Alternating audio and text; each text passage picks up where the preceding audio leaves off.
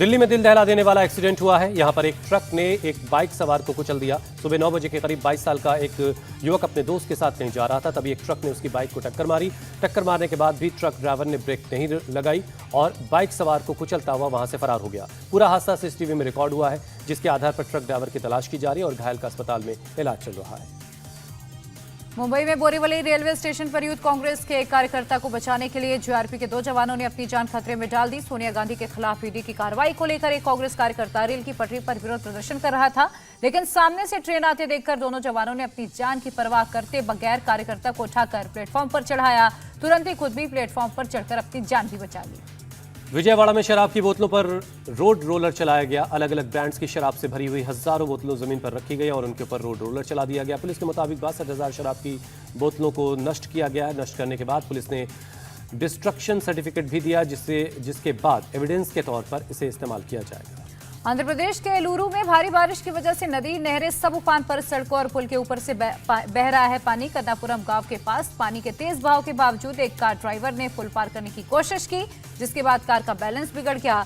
देखते ही देखते कार पानी में समाती चली गई। यह सब कुछ इतनी जल्दबाजी में हुआ कि कार में सवार लोगों को बाहर निकलने का कोई मौका नहीं मिला। प्रशासन ने कार सवारों की तलाश जारी कर दी है। तेलंगाना के रंगारेड्डी में पुलिस ने बहुत तारीफ का काम किया। यहाँ पर एक बाइक सवार एक पुल पर फंस गया था, पानी ओवरफ्लो कर रहा था और बाइक सवार रेलिंग का सहारा लेकर पुल पर खड़ा हुआ था। उफनते हुए पानी के बावजूद साइबराबाद पुलिस ने युवक को बचाने के लिए रेस्क्यू व्हीकल लेकर पहुंची और युवक को गाड़ी पर चढ़ा लिया गया और उसकी बाइक को भी चेन से बांधकर पानी से बाहर निकाल लिया गया। अमरनाथ गुफा के आसपास भारी बारिश होने से बाढ़ जैसे हालात एक बार फिर बन गए। पानी गुफा के पास भक्तों के कैंप तक पहुंचा। इससे पहले श्रद्धालुओं को हालांकि वहां से निकाल लिया गया। सेना के जवानों ने तुरंत एक्शन लेते हुए 4,000 यात्रियों को सुरक्षित जगह पर पहुंचाया है। सभी श्रद्धालु अमरनाथ गुफा से पंचतरणी बेस कैंप पहुंच चुके हैं। हालांकि बाद में मौसम साफ हो गया था, लेकिन प्रशासन ने कोई रिस्क नहीं लेते हुए एक दिन के लिए यात्रा पर रोक लगा दी। अमरावती में बच्चे नाव के जरिए स्कूल जाने को मजबूर हैं। हर रोज 1,000 से ज्यादा बच्चों को अपनी जान को जोखिम में डालकर नदी को पार करना पड़ता है। बारिश के दिनों में नदियां उफान पर होती हैं, लेकिन नाव पर इन बच्चों के लिए लाइफ जैकेट या लाइफ गार्ड जैसी किसी चीज का इंतजाम भी नहीं है। गांव में 5वीं के बाद स्कूल नहीं होने की वजह से बच्चों को नदी पार करके दूसरे गांव में स्कूल में जाना पड़ता है। स्थानीय निवासी कई सालों से नदी पर एक पुल बनाने की मांग कर रहे हैं। जोधपुर में मूसलाधार बारिश के चलते दर्दनाक तस्वीरें सामने आई। यहां बारिश से जमा पानी में डूबकर 4 बच्चों की मौत हो गई। गोविंदपुरा गवारियों की ढाड़ी में बच्चे नहाने के लिए पानी में कूदे थे, लेकिन उन्हें गड्ढे की गहराई का अंदाजा नहीं लग पाया, लिहाजा चारों बच्चे डूब गए। सभी बच्चों की उम्र 12 से 16 साल के बीच थी। इनमें से 2 सगे भाई बहन थे। चारों शवों को पोस्टमार्टम के लिए भेजा गया।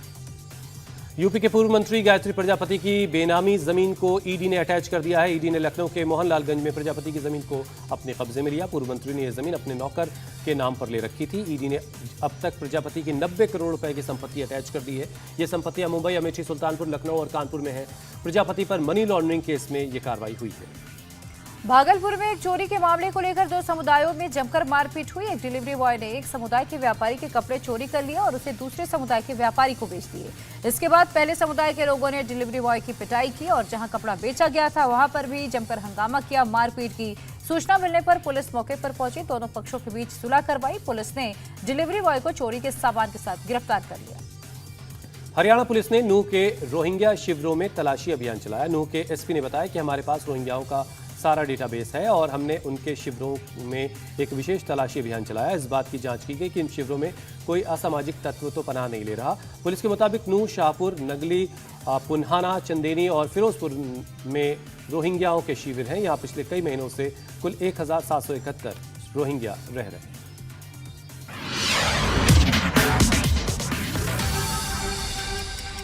इंडिया टीवी हर वक्त हर जगह डाउनलोड करने के लिए सर्च करें India TV news Google play store या ऐप स्टोर पर।